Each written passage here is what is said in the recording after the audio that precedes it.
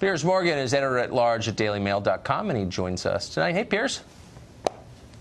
How are you, Tucker? So what do you make of this? But both of Omarosa's latest incarnation as a political pundit and of the dismissal of religion as mental illness? Well, look, first of all, I find it absolutely ridiculous that we're even having to discuss Omarosa in any serious political context. And the only reason we're doing that is because she was allowed to have an office in the West Wing of the White House for nearly a year.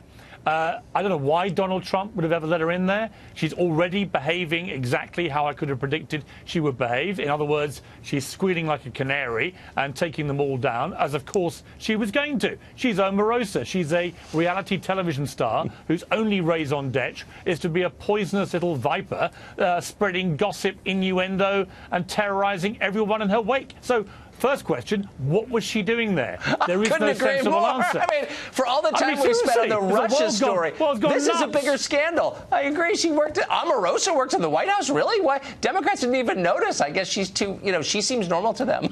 I guess. I don't know. Well, the extraordinary thing, I think, is we have all this stuff about Rob Porter, which is a very serious matter, and it's quite clear that he shouldn't have been there either, given what we now know about him. And there are questions for the administration right to the top about who knew what, where and when.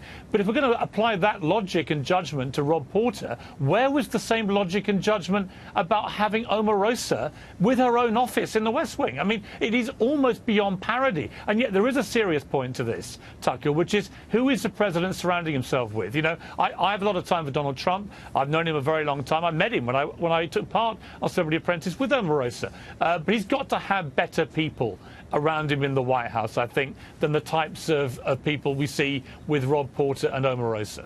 Yeah, I mean, I think Omarosa's probably in her own category. I can say, having been over there a few times, that it's not chock full of Omarosas, but she did work there.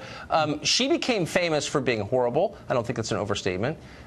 You worked with her on The Apprentice. What's she like? She's absolutely appalling. I mean, literally one of the worst human beings I've ever encountered in my life. And I've encountered a lot of bad people. She has no saving grace. She was vicious, conniving, scheming, plotting, treacherous.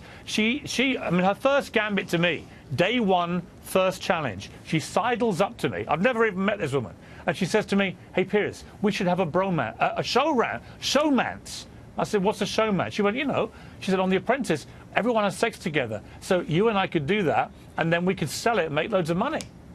I said, are you completely deluded? What?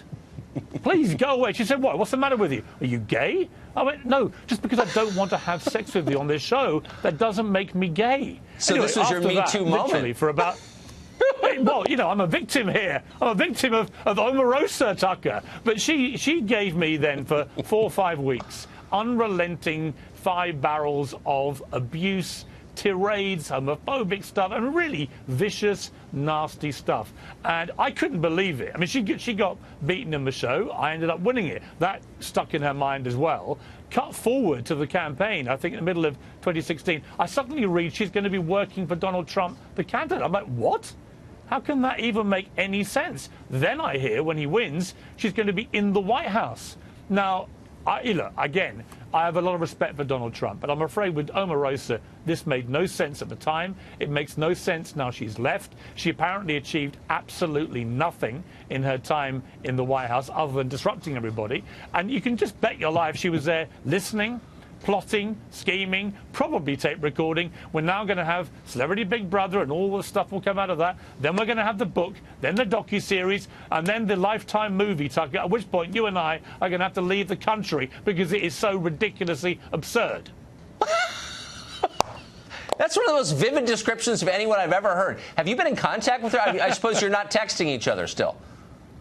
You know what? We have not stayed in touch. I did bump into her once at a WWE wrestling event. And it's funny, the nausea I felt in the exact moment that she made that proposition to me all came flooding back. And I literally had to run to the restroom and regurgitate exactly what I had done all those years before. She is beyond any reproach. She's a professional agitator of epic proportions and probably the least trustworthy human being ever conceived on God's earth. And for her now to be laying into Mike Pence about religion when religion has somehow created this monster is beyond any sense of realism you could ever wish to have. What a life you lead. Running into Omarosa at WWE is so fantastic. Piers Morgan, come back anytime. Great to see you.